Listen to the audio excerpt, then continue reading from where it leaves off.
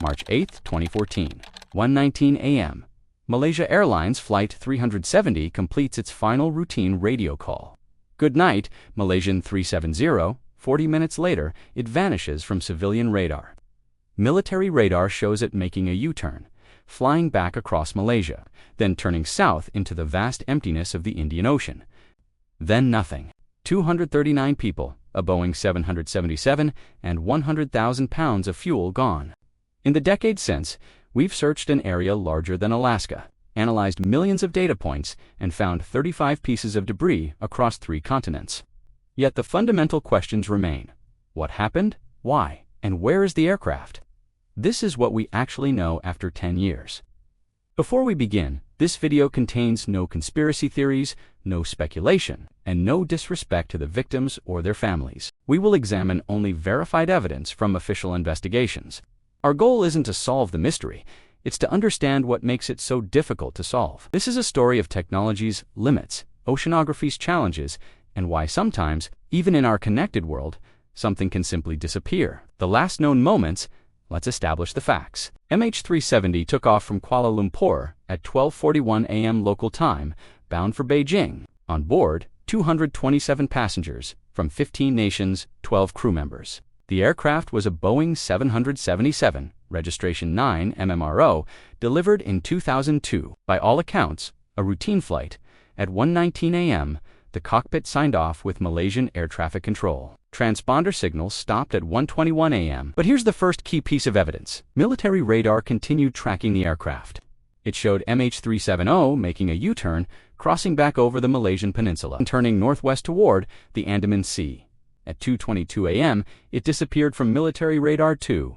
The pilots didn't declare an emergency. No distress signals were sent. The aircraft's communication systems were deliberately disabled, but by whom and why? This wasn't a sudden catastrophe. This was a controlled disappearance. The satellite pings, digital breadcrumbs. This is where the investigation gets remarkable. While the aircraft's transponder was off, one system kept communicating. The Satellite Data Unit, SDU.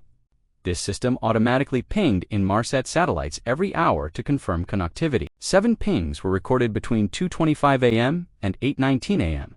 These pings don't contain location data, but they do contain timing information. By analyzing the Doppler effect, how the satellite's movement affected ping frequency, investigators could calculate distance rings. The final ping at 8:19 a.m. placed the aircraft somewhere along a 3,000-mile arc in the southern Indian Ocean. But there's one more crucial detail from that final ping. At 8:19 a.m., the SDU began a partial logon sequence, suggesting someone powered up the system. Then, at 8 hours, 19 minutes, and 37 seconds a.m., the aircraft's fuel would have been exhausted. The satellite link went dead. Based on this data, the official search focused on an area 1,100 miles northwest of Perth, Australia. The search, oceanography's greatest challenge. The search that followed was the most expensive in aviation history. Phase 1, surface search, covering 1.8 million square miles. Phase 2, underwater sonar scanning of 46,000 square miles of seabed. The depth, up to 4,500 meters, deeper than the Titanic. They were looking for 2 things: the aircraft's black boxes, which emit pings for 30 days, and debris. They found neither. The ocean floor here is rugged: underwater volcanoes, deep canyons, sheer cliffs. As one oceanographer put it, it's like searching for a single suitcase across all of New York City in complete darkness while blindfolded. The technology was extraordinary. Autonomous underwater vehicles with side-scan sonar could detect objects as small as a soccer ball, but they had one limitation: they needed to be close. At 4,000 meters depth, each sonar pass covered just a 1.5-mile wide strip. The search area was larger than Pennsylvania. The debris, physical evidence. In July 2015, 16 months after disappearance, the first confirmed piece of MH370 washed ashore on Reunion Island. A flaperona wing component.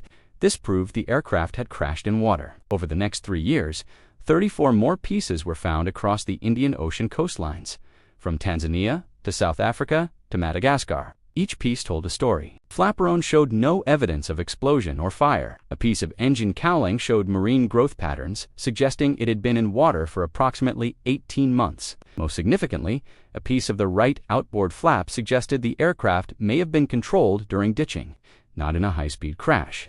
But the debris distribution created new mysteries. Ocean current modeling suggested the main wreckage should be north of the search area, yet the official search had already covered that region. Were the models wrong? Was the debris field larger than predicted? The investigation, what we've learned? The official investigation, led by Malaysia with international assistance, produced a 495-page final report in 2018. Its conclusion, the team is unable to determine the real cause for the disappearance, but it did establish several key facts. 1.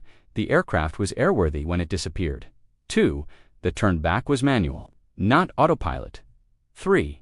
Communication systems were deliberately disabled. 4. The flight continued for 7 hours after loss of contact. 5. The cargo was not suspicious. Despite early theories about lithium batteries, the report made 19 safety recommendations, many focusing on real-time tracking of aircraft over oceans. Because of MH370, new standards now require aircraft to report their position every 15 minutes anywhere in the world. The legacy how MH370 changed aviation, MH370's disappearance, led to immediate changes. Within months, the aviation industry adopted GADS as Global Aeronautical Distress and Safety System. Aircraft now transmit position data via satellite every 15 minutes. If an aircraft deviates from its flight plan, tracking increases to every minute. Black boxes now have 90-day battery life instead of 30. Underwater locator beacons are stronger.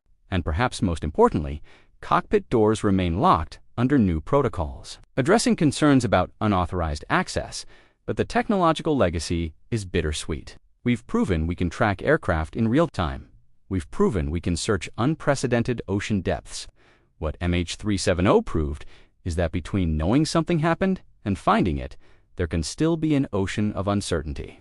The human costs behind the technical analysis are 239 families who still have no closure. The passengers included 152 Chinese nationals, 50 Malaysians, and citizens from 13 other countries.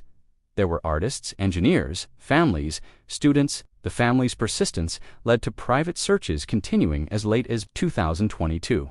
Their advocacy changed international aviation law. Their grief reminded the world that behind every aviation mystery are people who left home expecting to return. One family member said, "We don't need theories, we need answers. And until we have them, we can't have peace." That statement summarizes why MH370 still matters a decade later. 10 years later, MH370 represents the limits of our knowledge.